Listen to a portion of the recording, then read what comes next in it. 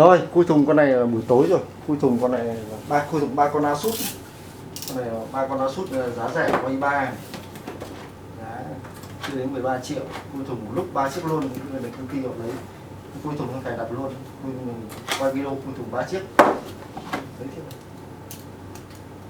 Mình nhá, mình phòng anh nhé. Dạ, mời em làm được 3 cái rồi đúng không? Đúng. Bây giờ phải đặt cùng lúc nó chạy cùng với nhau. Dạ. Đấy, cầm một chiếc này. Kiểm tra xem có hết sử dụng này gì hết. Khui ra thế anh cứ đến cầm về thôi, không đổ chát gì vào nữa.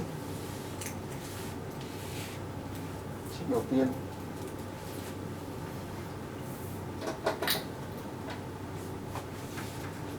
Công ty mình là chuyên dòng này này. Không, bên này chuyên hàng lụy mà đeo bán nhiều, nó Asus này bán ít.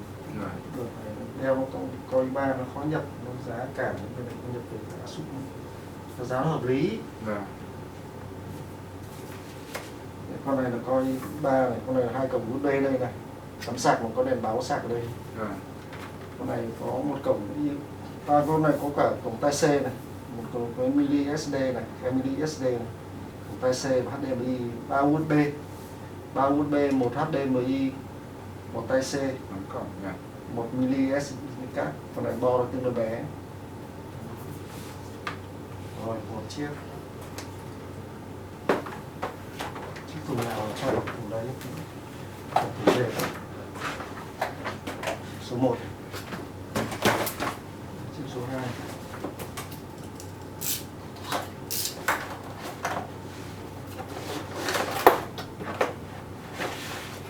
kiểm tra qua.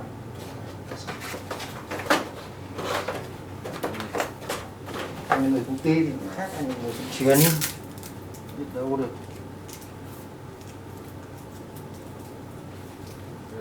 Thôi được rồi, qua người thứ ba này đến coi như mình nhận một cái mới tinh và mình cầm đi luôn. Đúng nói như anh đúng. Nhiều khi quay cái nhưng mà đến lúc này như kiểu mình thịt một con cá nhưng mà xuống dưới lại bê lên lại om chuối đậu chuẩn. chuẩn. Đầu voi đầu chuột, treo dây vào chuột. Chính vì thế hàng Nguyên Niêm Phong nó giá trị hơn anh nhiều. Đến ngay cả anh đi siêu thị anh mua khó được đi Nguyên Niêm Phong này. Tại vì là sao? Tại vì được đơn vị nhập khẩu thì họ mới nhập cái này. Còn nếu mà bán đi mua đi bán lại họ khui ra họ dán tem của họ. Đấy, đơn vị nhập khẩu mới mua được cái này. Đồ điện tử.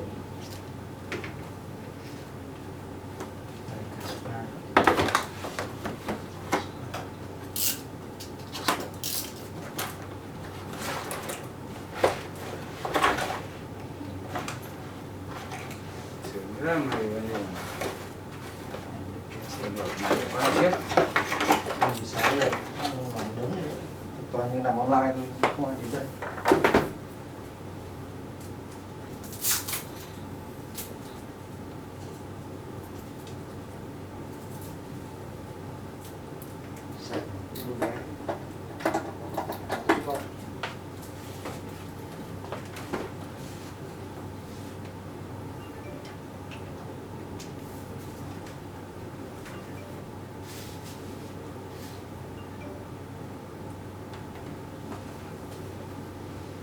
Con này có nhận dạng vân tay luôn ở cái chỗ khuôn bậc chụp G này, như thế rất là hay.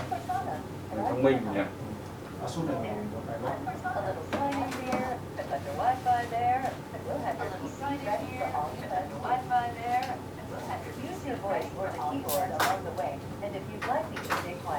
Just select the little microphone icon towards the bottom of your screen to stay quiet. Just select the little microphone icon towards the bottom of Windows, Control, and Enter. If you need an assistive screen reader, press the Windows, Control, and Enter. Enough intro. At the same time, let's dig in. Turn on narrator. Okay, enough intro. Your region is set to the United States. Is that right? Your region is set to the United States. Is that right? Cho mình hỏi mình viên thi nhân sen nào, cho mình hỏi số điện thoại của lái xe mai mà chở hàng lên trên nhà máy trên Phú Thọ.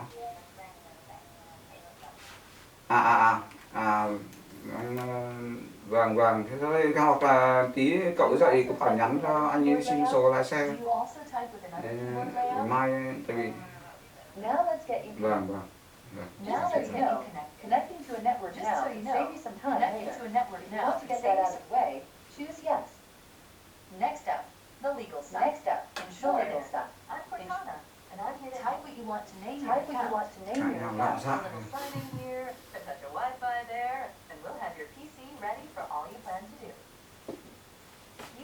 device or the keyboard along the way. And Okay, if you'd like now to type stay a quiet, password for your just account. select the little microphone icon towards the bottom of your screen. Okay, If you now need an type a assistive password screen for your reader, account. press the Windows, Control, These are the and settings Enter keys Microsoft at the recommends. same time. Go ahead and There review you them. Go and ahead and select review them. Accept when Okay, you're ready. select Accept when you're ready. Let's dig in. Windows can save your spot in apps, Your files, region and is set websites, to so you can United keep doing what States. you were doing, Is that right? even when you switch devices. Just choose yes Windows to can save save your your spot activities. in apps, files, and websites. Your Hey, keyboard look, is set that's to me, US. Cortana. Hey, look, Can I have that's permission me, to use Cortana. Digital ID Can to I do have my your best help? work? Your device manufacturer would like your Your contact device info to send you manufacturer would like updates your and contact such. info to send you updates and such. Almost done now.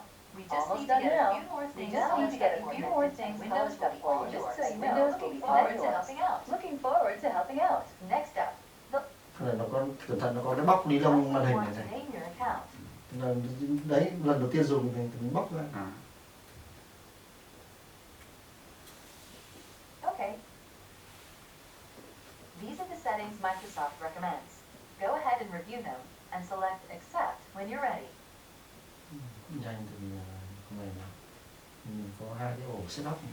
Windows can save your spot in apps, files, and websites, so you can keep doing what you were doing, even when you switch devices.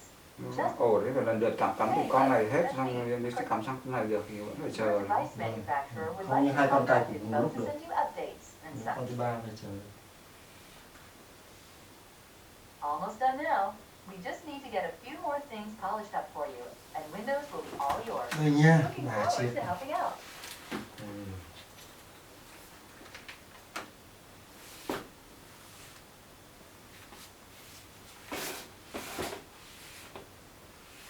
Trông tương đối đẹp. Đẹp đấy nhỉ. Có đầy đủ hết tính năng, nhận dạng vân tay này, cổng tai C này, cổng mini SD này, cổng HDMI này.